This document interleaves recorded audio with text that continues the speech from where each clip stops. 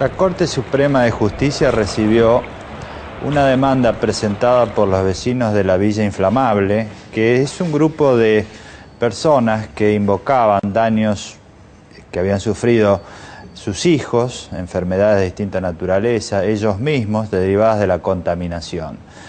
Es un grupo de personas que vivían a orillas de la zona del Riachuelo, que es la más contaminada del país. Por esta razón, esta gente plantea un resarcimiento por los daños que ellos han sufrido y también plantearon un resarcimiento por los daños causados al ambiente. Los daños causados al ambiente específicamente consistían en la contaminación de las aguas del río, en la contaminación del fondo del río, de toda la zona aledaña y del aire, es decir, una zona altísimamente contaminada. Y pedía la constitución de un fondo de reparación consistente en $500 millones.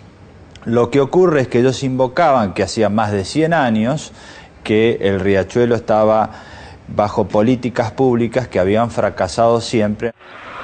La mayoría de la gente lo usa de cloaca al arroyo. El agua, el que puede la compra, porque tampoco no traen agua. O sea, mi nene a veces tiene problemas para respirar o en la piel. Como el sello de bebé, todavía ella tiene puntitos de los granitos que tuvo, Ella ahora empezó a sufrir de la panza, que dice que le arde el estómago muchas veces. Y después yo me enfermé del estómago, del hígado, con tomar el agua esta. Yo para el año 98, que estaba embarazada de mi bebé, y lo perdí a los 8 meses. Y me empezaron a nacer después bebé prematuro. Y me dijeron que era porque yo consumía el agua contaminada, que tenía problemas en la placenta. No sé, es como que la gente como que está resignada, está acostumbrada, no sé qué pasa. La Corte recibe esta demanda y este es el primer elemento importante que hay que tener en cuenta, que gente que se siente aislada, que se siente marginada, llegue a la Corte Suprema es un acontecimiento realmente histórico. La Corte recibe esta pretensión y lo primero que hace es dividirla en dos partes. Una primera que se refiere a los daños personales que cada uno de ellos ha sufrido y les dice, por estos daños tienen que ir al juez más cercano a su jurisdicción, no en la Corte Suprema. Por los daños al ambiente, la Corte dice, esto sí debe quedar bajo nuestra jurisdicción y le vamos a dar prioridad a la prevención de la contaminación futura y a la recomposición de los daños que ya existen. Entonces, bajo esta línea, la Corte dice, vamos a hacer una serie de audiencias públicas para enfocarnos en lo que es la recomposición y la prevención. En esa primera sentencia, la Corte lo que hace es ordenar al Estado la presentación de un plan para limpiar el riachuelo, recomponer el agua, recomponer el suelo y recomponer el aire.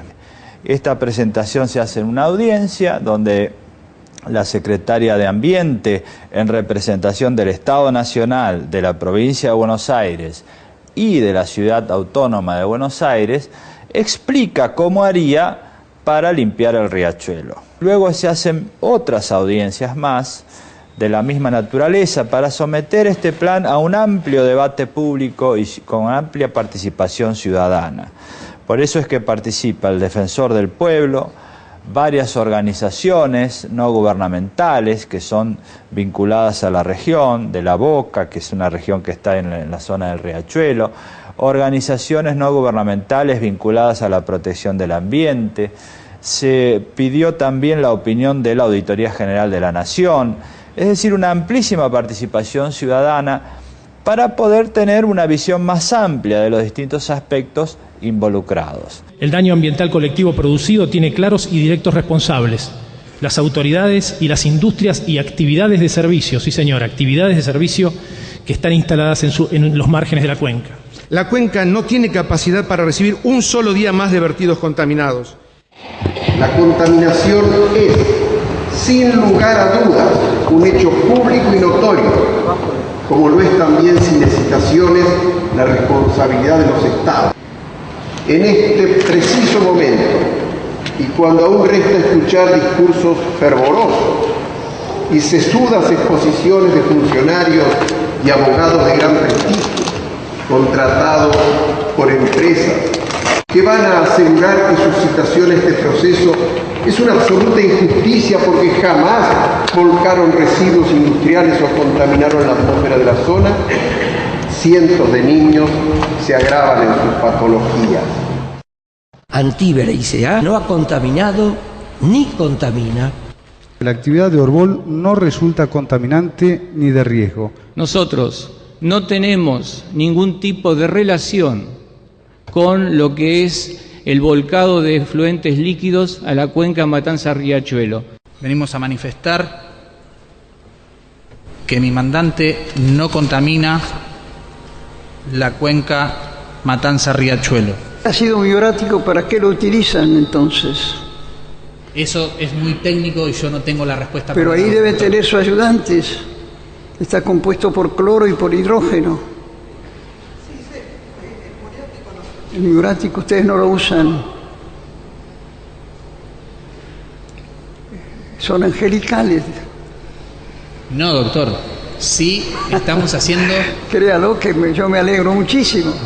Usted comprenderá que tenemos que hacer preguntas, tal vez incisivas algunas de ellas, porque de lo contrario se puede llegar a la extraña conclusión de que el riachuelo se ha contaminado solo, porque las afirmaciones son que no hay prácticamente nadie que arroja líquidos de ningún tipo.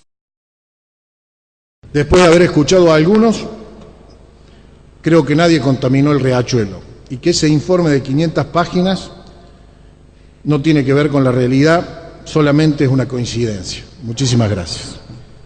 Terminada esta fase de audiencias, la Corte se reúne a estudiar cómo se resuelve la situación.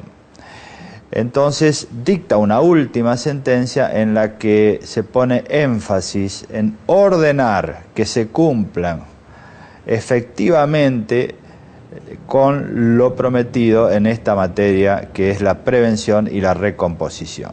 La Corte hace una primera introducción en esta sentencia definitiva que dice que lo más importante en materia ambiental es la implementación concreta de las políticas públicas, es decir, que efectivamente se cumpla con lo prometido. Por eso establece plazos para el cumplimiento de cada una de las políticas y sanciones frente al incumplimiento que son a cargo de la presidenta de la Autoridad de Cuenca. La Corte dice, debe haber una limpieza vinculada con la fuente de contaminación industrial. Debe haber un plan de obras públicas, que es el que ya había sido presentado. Se establecen los plazos para que tengamos un plan concreto de obras locales. Debe haber un plan para erradicar los basurales a cielo abierto. Debe haber un plan concreto y con plazos para la terminación de la limpieza del lecho. Debe haber un plan sanitario para atender a las necesidades de la población.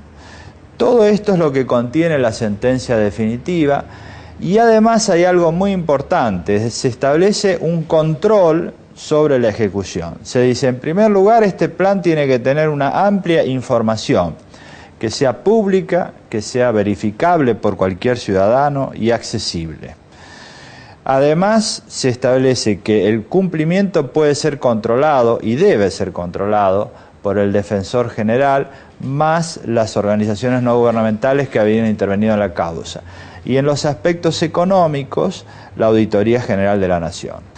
Esta fue la última decisión y lo que hace la Corte es decir, la ejecución y el control de esta decisión ya no va a estar en la Corte Suprema, sino en un juez federal, concretamente es el juez federal de Quilmes, al cual se le delega el control de la ejecución de esta sentencia definitiva.